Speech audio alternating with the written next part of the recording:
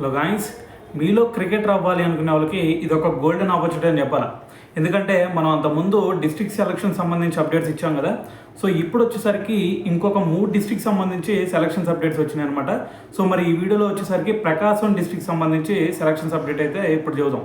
అయితే మరి ఇది సెలక్షన్స్ వచ్చేసరికి ఏజ్ కేటగిరీ అండర్-19, అండర్-23 అలాగే సీనియర్స్, ఈ 3 ఏజ్ కేటగిరీ వాళ్ళకి సెలక్షన్స్ అయితే జరుగుతున్నాయి.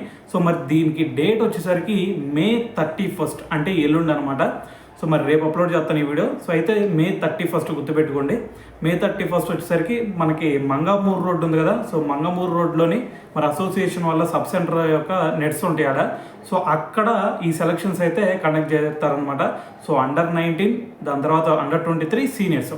సో దాని తర్వాత రోజు అంటే జూన్ 1 వచ్చేసరికి మీకు గర్ల్స్కి అంటే మీకు ఉమెన్స్ అండర్-15 అలాగే అండర్-19, సో ఈ ఏజ్ కేటగిరీ ఎవరైతే ఉంటారో సో వాళ్ళకి జూన్ 1 అయితే ఈ సెలక్షన్స్ అయితే కండక్ట్ చేయబోతున్నారు. సో ఇది గుర్తుపెట్టుకోండి. ఇది వచ్చేసరికి ప్రకాశం డిస్ట్రిక్ట్ వాళ్ళకి, దాని తర్వాత మంగమూరు రోడ్లోని అసోసియేషన్ వాళ్ళ సబ్ సెంటర్ ఉండిద్ది.